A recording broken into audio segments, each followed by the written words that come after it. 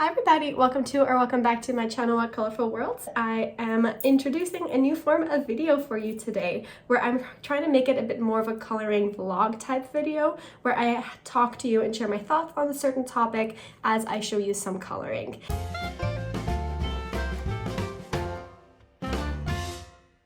Today's video, I want to talk to you a bit about the idea of ruining a coloring page and also how sometimes as a colorist you can go into a coloring freeze.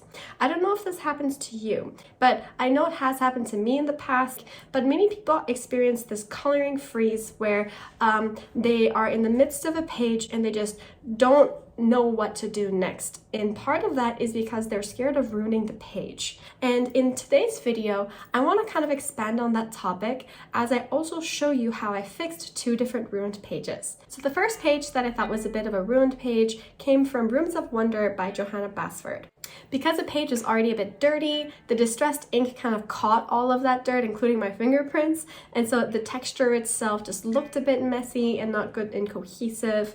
And I had tried this new technique where I used metallic gel pens on all the flowers, but I thought it looked a bit flat. So overall, it wouldn't come together in a way that I liked, and I despaired a bit thinking it was a ruined page. I was planning on fixing this and I was excited to try. So game plan, when in doubt, black it out. You can always go darker with a coloring book, but it's hard sometimes to go lighter. And so I decided to go darker here as well, but instead of just using pure black as a solid color, I decided to use my distressed inks to kind of create that texture and that transparency and that nuance. The next kind of, strategy I took with me here, I didn't really know where I was going. And so normally when I'm coloring, I have a plan, but here I really didn't have a plan. I just knew I wanted to keep working on it to fix it. And so my strategy was to kind of address the biggest glaring problem at a time. So now that I got the blue covered up, the next problem was the border, and I decided to make that border in gold using some of my metallic gold paint, and that really adds in a nice brightness and color and shine, and could hopefully bring back a sense of classiness to the page as well instead of just messiness to the page. Border in and it looks successful. Next up was the desk. So what would happen if the desk were gold? And this is where when experiments happen, sometimes things go unexpectedly. And over here, starting by putting that metallic on the desk, it was very, very opaque and covered the line work. And so there's not really possibility to create dimension and shading. However, one thing I learned about making mistakes is you have to just roll with it and stay with it, because if it's consistent, it looks intentional. If it's inconsistent and you're trying to fix it or cover it up, then it still looks like a mistake. So I decided, all right, at this point, I've lost the line work on the desk. I'm going to have to roll with it. We're now continuing with my full gold desk. So next up were the butterflies. They were really fading into the background here, and so they also decided then I also decided to make them gold too.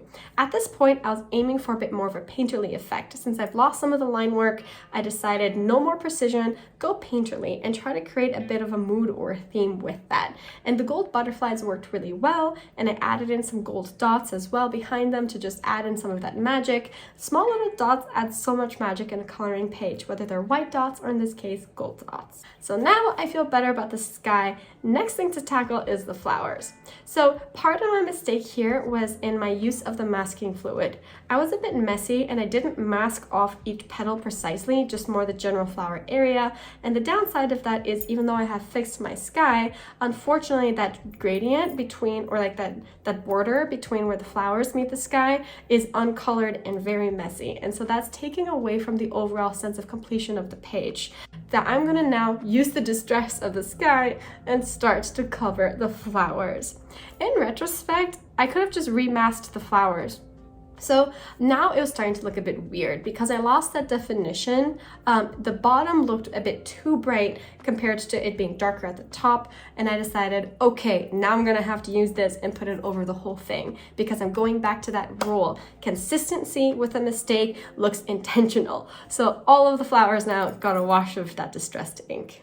So now that was done, the next glaring thing I needed to fix was the typewriter. Initially, I had just given it a base layer with a water-based marker, but I learned my lesson. I want to add in some detail, and coloring pencils now were the way to go, just because being like a physical object that needs to be identifiable, I wanted to have a bit more detail and definition. So I went in with my pencil work. That was easy. I know how to use pencils, and that was an easy fix. And finally, everything still just didn't look cohesive for some reason. And I realized it's actually that white border. See, I'm trying to build a night scene here, and having a white border distracts from that because your eyes always go to whatever's lightest on the page. So when in doubt, black it out.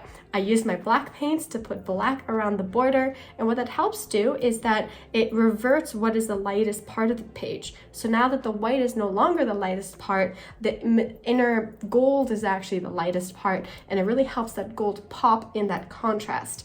And it made such a big difference for the cohesion of the page. I was loving that decision, and overall, it was a really, really pretty page in that way.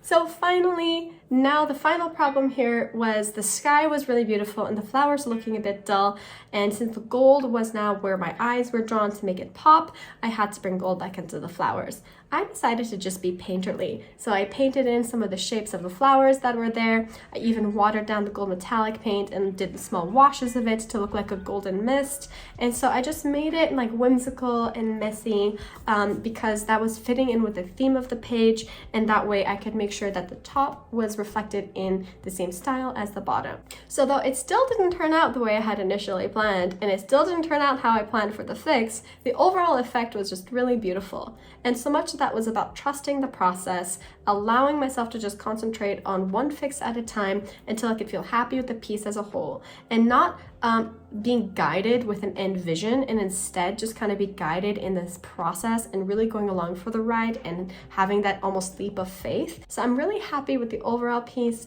Here's the before and here's the after, in a nice way of learning something from a ruined page.